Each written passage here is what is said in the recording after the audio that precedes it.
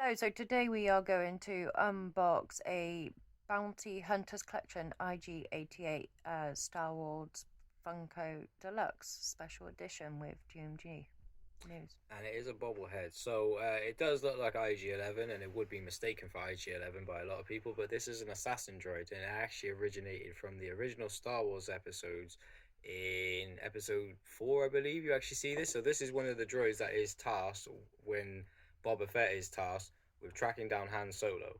Oh, So this okay. is an assassination droid. If you have seen The Mandalorian season 1, 2, or 3, you have seen IG-11, which looks near enough exactly the same because it is the same type of droid. Yeah. These droids are specifically designed for bounties. They were considered to be ruthless because they didn't have emotions or feelings. Being droids, they would just get the Mm. job done. And yeah, very iconic pop.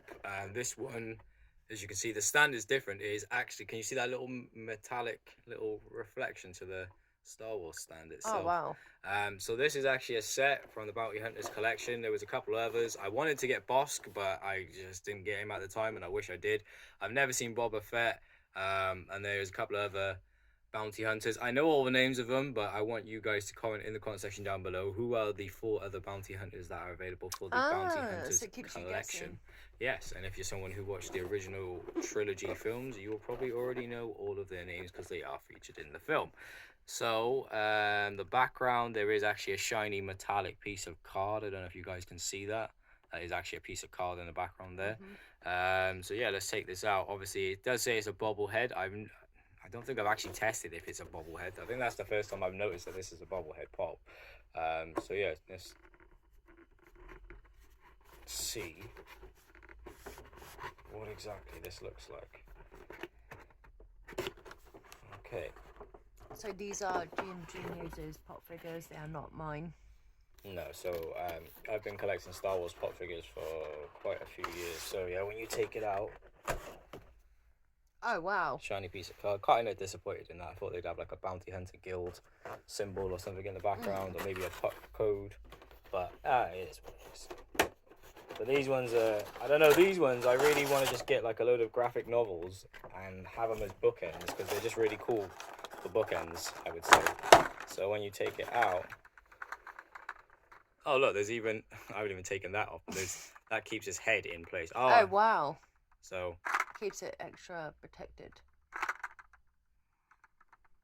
a lot of detail for the gun. I like the stand. If you look at the utility belt and the mechanisms and everything, is pretty cool. Nice detail for the head. Back of the figure is completely plain. This clearly seems like this set will all slot in together. I have seen a picture of a completed set of it, and it does look pretty cool. It's like it's pretty wide, and there's 7 of them in total in order to complete the set. You lose points there.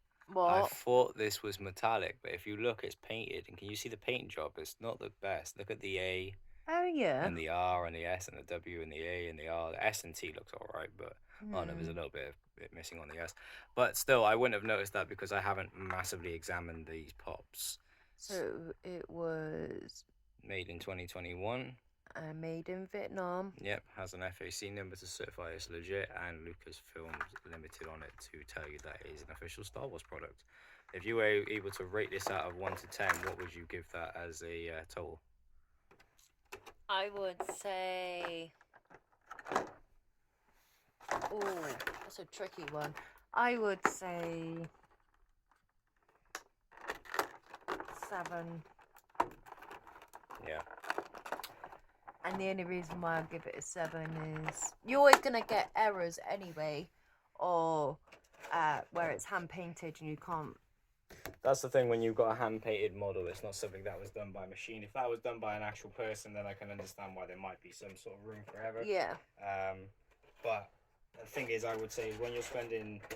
I'm kind of fortunate that most of the pop figures I've always bought on sale, or I've never spent more than probably a maximum of £20 for a pop figure. But when you can pay in excess of up to £200 to £300 for a particular pop figure, and you want it a certain way, you would expect it to obviously come in its actual specification. Yep. But I guess it is what it is. What would you rate it out of? I'd probably agree with you and say 7. It lost the point because of the Yeah. paint. It lost the point because of the decal of the back card. It was just a shiny piece of card.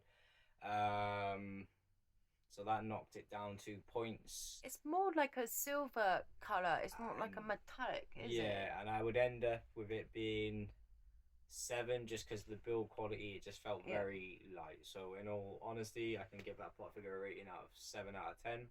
But it's a beautiful one to have in my collection. And the thing is, these aren't like toys. You don't play with them. You only No. take them out and box them, and it depends. It's up to you what you do with your figures. But me personally, I buy a pot figure. I normally take it out. I might film a couple videos with it, and then it will literally normally sit on a shelf, and I'll just appreciate it in that sense. So probably the reason why I haven't noticed any sort of problems or defects with any figures that I have. But still one of my favorite figures that I have from these Star Wars ones that I'm currently collecting. Would you, if you found another pop figure now in a shop anywhere, would you specifically look right up close to it in the Depends box? how much I'm spending on the pot figure. If the pot figure's under like £10 to £15, I'm not gonna be like that. But if I'm buying one and I want it to be a certain way, like I've always kind of been that way with pot figures anyway. As you know, I won't just pick up the first one. I'll look at the box and I'll examine all of them and try and find the one that is in the best condition. Yeah. Due to the fact that I'm not buying these to play with. I'm buying these because I appreciate them and I want them to be appreciated over time.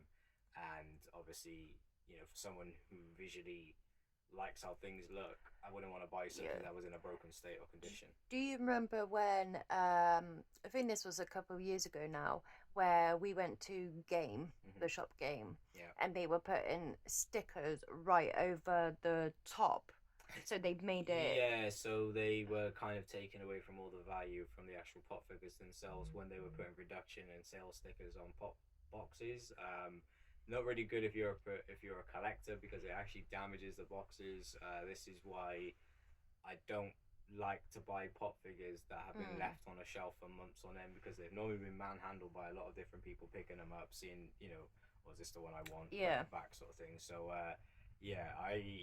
this is why I would say if you're gonna buy a pot figure that it means something to you, like for example, like my Darth Vader one, I've got a couple of other ones that I put in pot protection boxes as well. And so if it means something to you, even if it's not valuable, just get a pot protection box. You can buy cheap ones online for $1.99, and just protect your collection because you never know, it could be worth something one day. And plus, who wants to buy something for the sake of breaking it? That's true. So guys, thanks for watching, and thanks to massive shout out to Gingy News. Alright, peeps, we'll see you in another one real soon. May the force be with you.